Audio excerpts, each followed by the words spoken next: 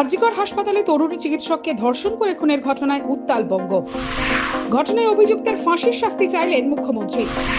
জম্মু ও কাশ্মীরের কাঠুয়ায় সেনা কনভয় হামলার ঘটনায় জড়িত 4 জঙ্গির sketch Prakash.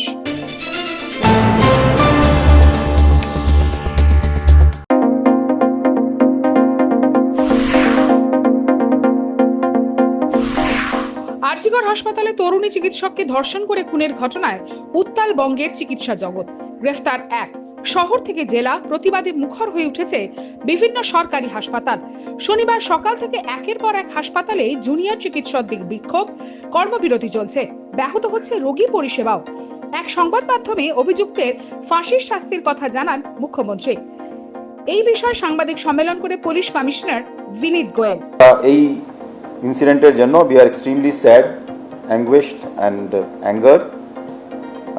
We are with the family members, doctors and whatever needs to be done from our end.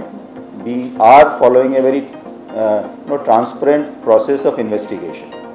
যদি ওরা ওদের কোনো কিছু ডিমান্ড থাকে family মেম্বার্সে and as far as this thing is concerned, we are following a very transparent investigation here.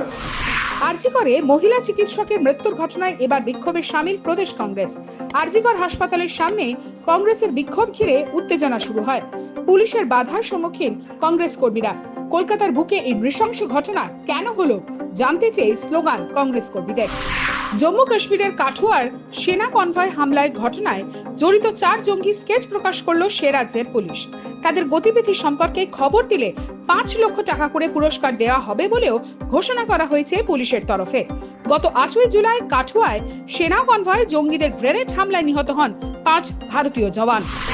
টানা এবং মুষলধারে বৃষ্টিতে বক্সা পাহাড়ের কোলে অবস্থিত 5টি গ্রাম সমতল থেকে সম্পূর্ণ বিচ্ছিন্ন। বৃহস্পতিবার থেকে চলছে বৃষ্টি পাহাড়ে। বৃষ্টির জেরে বক্সা ফোর্টের কাছে বড়সড় ধস নামে। জয়ন্তী ফরেস্ট বাংলো এলাকায় নদী ভাঙন শুরু হয়। ধসের কারণে লেপচাখা, ওছলুপ, তাসিগাঁও, লাল বাংলো, বক্সা ফোর্ট এই সব জায়গায় যাতায়াত বন্ধ হয়ে গিয়েছে। নেই বিদ্যুৎ সংযোগও, ক্ষতিগ্রস্ত রাস্তা। বিপকে অন্তত 1000 খানেক বাসিন্দা। ঢাকের তালে নাচতে নাচতে ঘরে ফিরলেন দেশকে পদক এনে দেওয়া ভারতীয় হকি দলের খেলোয়াড়রা। বিমান ছাড়ার আগে পাইলটের ঘোষণার পর বিমানেই হাততালির ঝড় ওঠে। সেই ঝড়ের রেশ ছিল দিল্লির ইন্দিরা গান্ধী আন্তর্জাতিক বিমানবন্দরেও। পিয়ার শ্রীজেশ, অমিত রুইদাস, রাজকুমার পাল, অভিষেক সুখজিৎ সিংয়েরা থেকে গিয়েছেন সমাপ্তি অনুষ্ঠানে অংশ নেওয়ার জন্য।